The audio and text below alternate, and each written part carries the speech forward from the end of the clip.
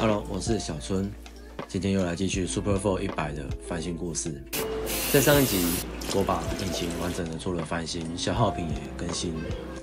那么今天呢，将要再继续把齿轮箱、传动、前叉来做个彻底翻新，搭配其他周边的小零件也把它整理一遍。首先来到引擎吊架的部分，吊架上因为引擎漏油的关系，也累积了不少的油垢，在这边也是使用重油污的清洗剂。这个清洁剂在上一集有介绍过，非常的好用。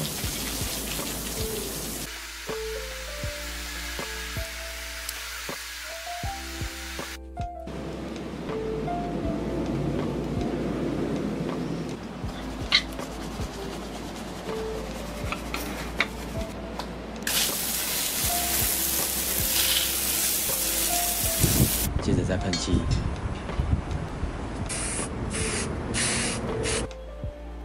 与引擎结合，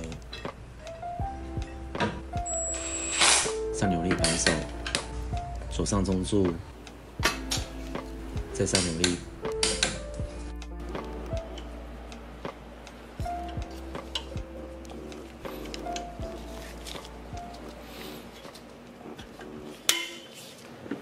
再来要将急风罩与内装全部清洁一遍。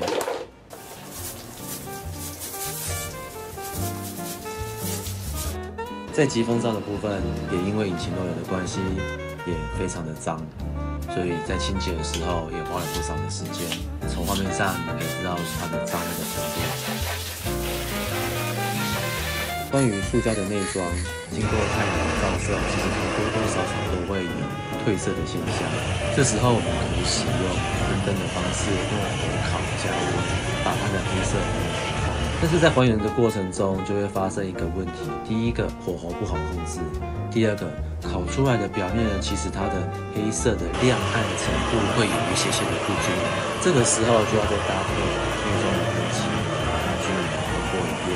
这个时候，就算它再怎么的掉漆，也不会露出原本白化的内装，而是看到已经经过火烤而产生的黑色。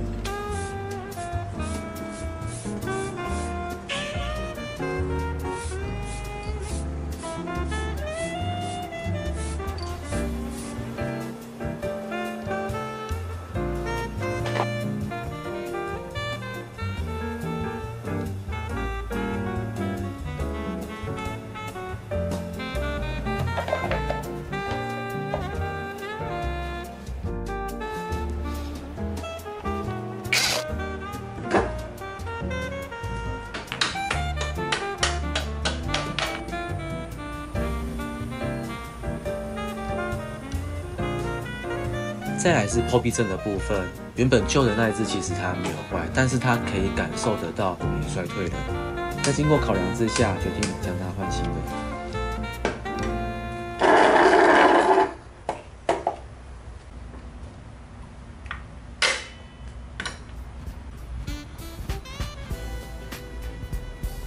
接着再来到齿轮箱的部分，首先刮除上面残余的垫片。这部分也是需要清洁干净，才不会漏油。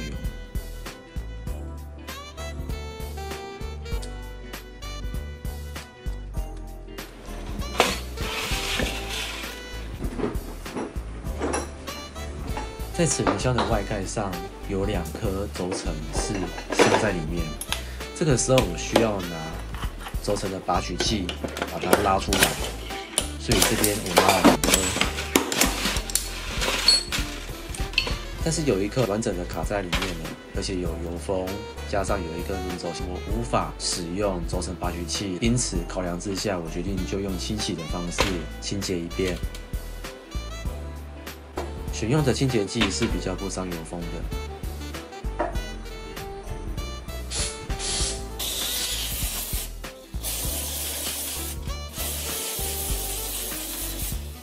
再来外表的部分也把它清除干净。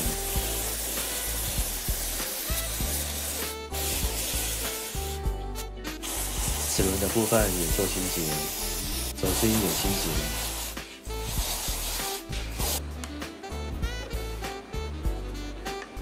最后，我们可以看得到这个外盖的表面有很多氧化的痕迹，这个是清洁不了的，所以再必须拿出电磨来清洁。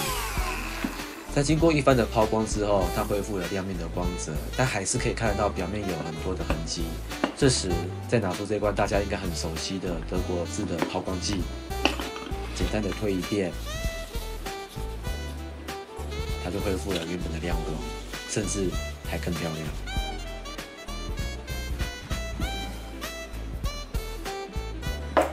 外盖上也有许多残留的垫片，也要清除。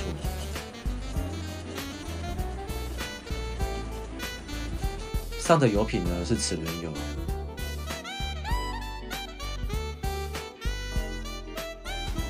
拆下来的轴承呢也是需要做清洁，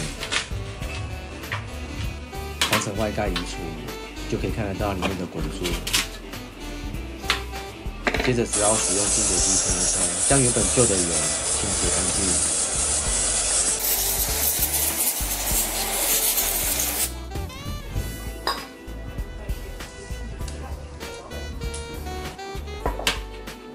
再喷上润滑油就好了，这样就是一个简单的保养。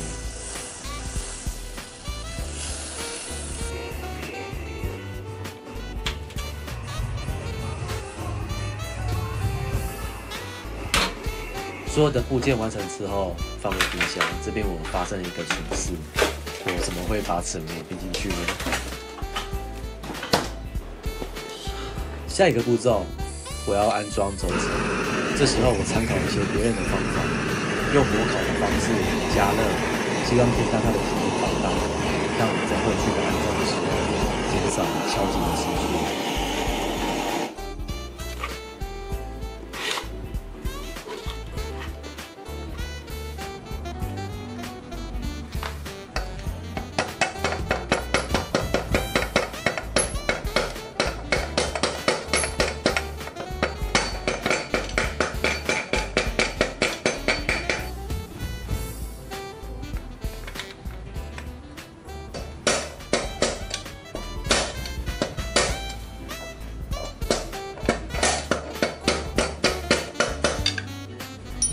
安装油封，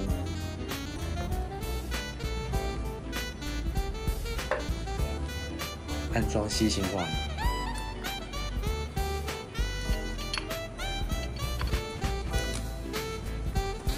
再将所有的垫片、齿轮反方向的全部安装回去。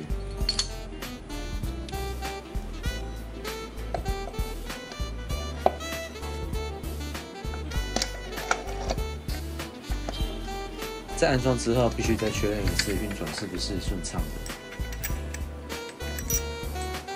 如果没问题，就可以再把垫片、盖子全部依序的安装回去。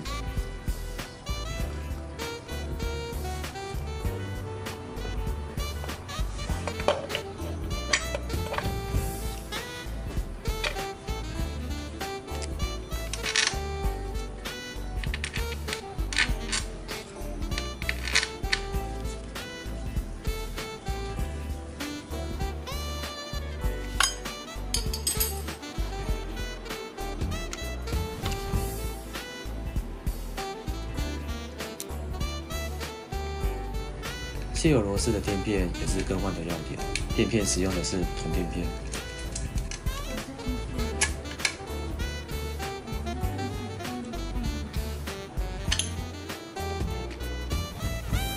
再灌入齿轮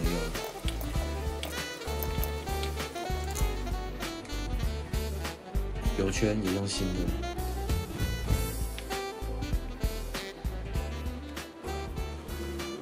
到这里，齿轮箱完工了。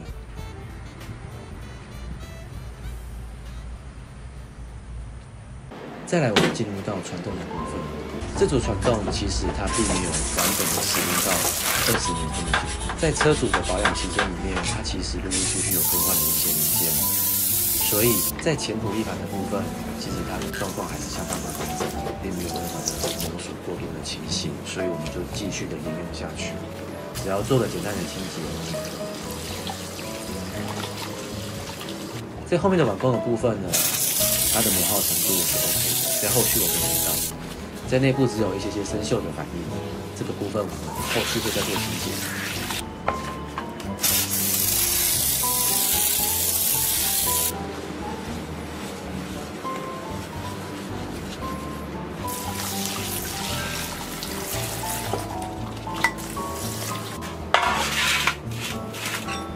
在完成之后呢，就开始进入两侧及保养的动作。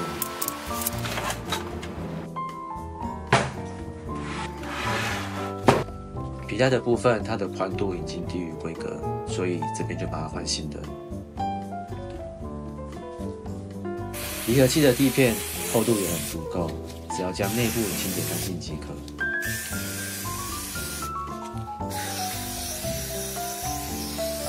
最后再把蹄片用砂纸磨过一遍，增加它的摩擦力，再清洁即可。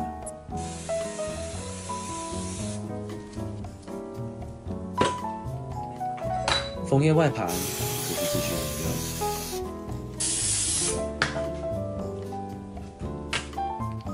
用。离合器碗弓的内部的直径也是测量的一个要点，如果说太大，我们就必须要更换。生锈的部分也是磨过一遍，抛光一遍。再来接合面的部分，使用砂纸磨过一遍，也是增加它的摩擦力。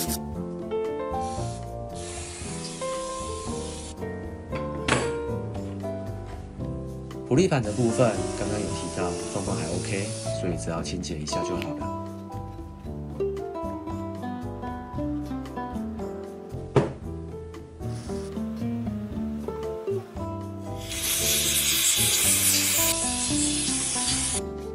轴心的孔位要记得润滑，可是如果你是改装的普利盘的话，就不要做这个动作，因为它没有内外的两圈。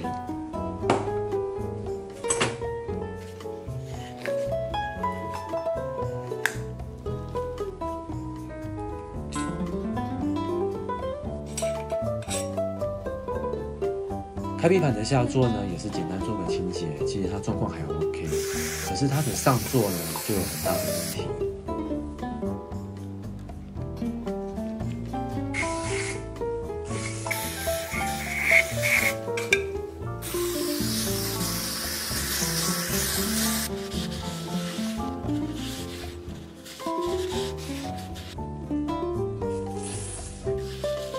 普利盘的下座只要简单的清洁保养，上油就可以。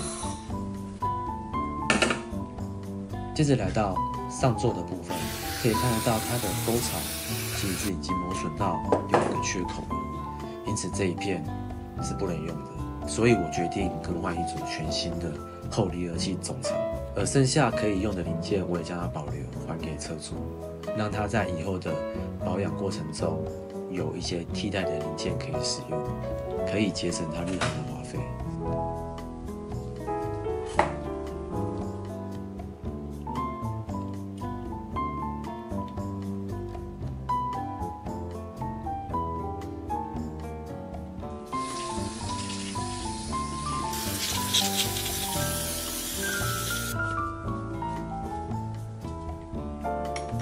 接着将所有的零件安装上车，该换新的换新，这组传动的状况没有问题。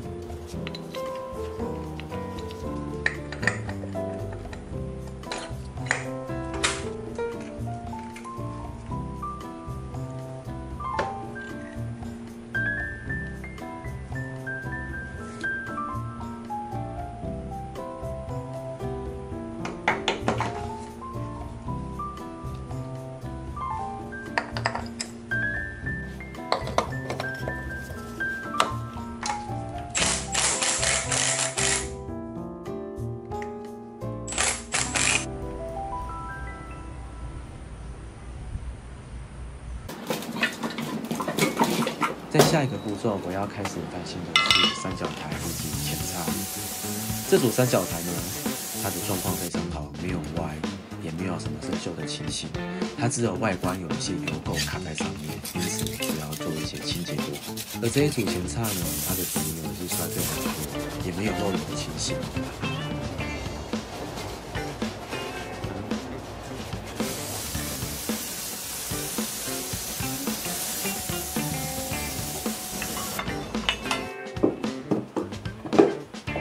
但是在画面上右边的这支前叉，它外表有一些生锈。等一下我们就来分解看看它到底锈在哪里。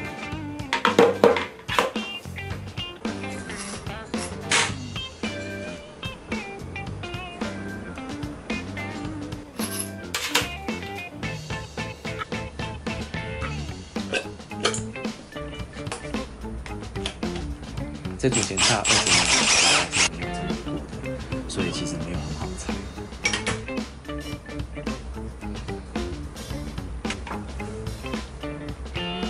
生锈的部分其实是来自于油封圈上面的细型网，这样代表它内部的状况是好的，就不用太担心了。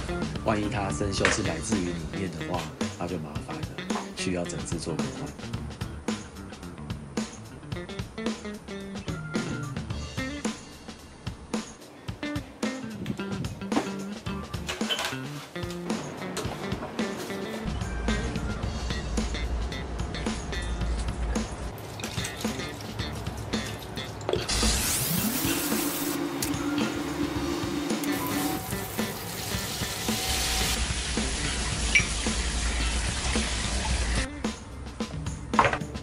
接着我们来看到外管的部分，在清洁之后就可以看得到表面有许多的刮痕，所以我进行喷上喷漆，就完成了2只外管。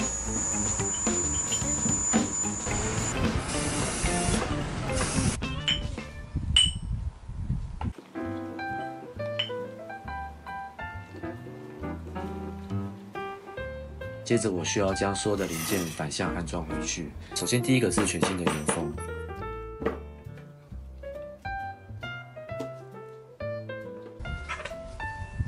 阻尼，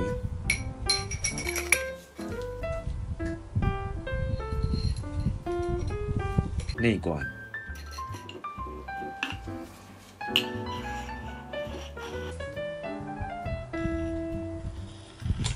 锁紧。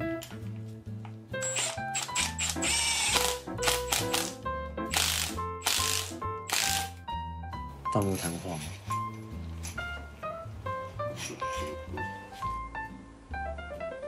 加入40cc 的前叉油，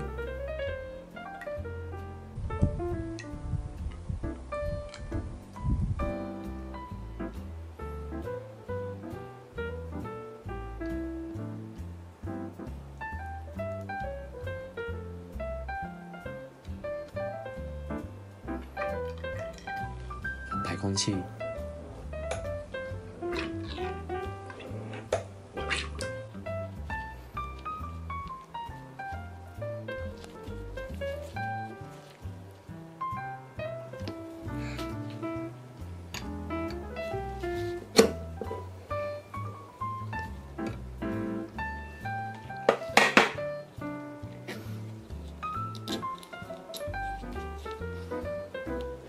弄好了之后，先试压一遍，看看有没有问题。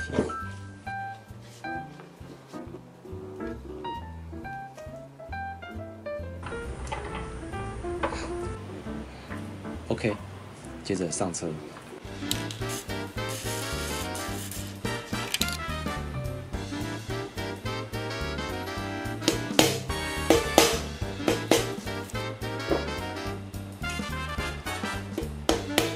在这边也是均匀的力量，分4个方位，慢慢的敲进去。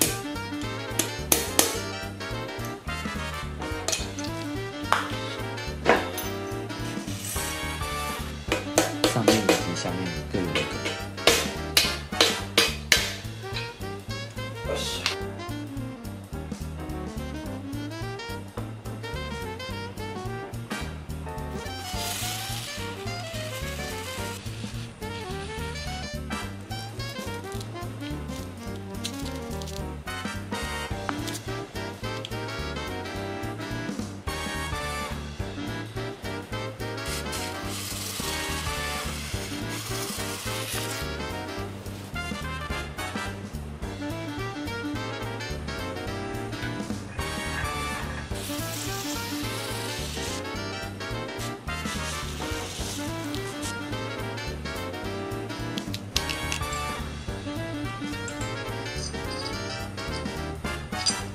接着将盖子以及3个螺母移续的锁上。在第一个螺母的部分，力道不能太紧，一定要让三角台在转弯的时候能够顺畅，不会卡卡的。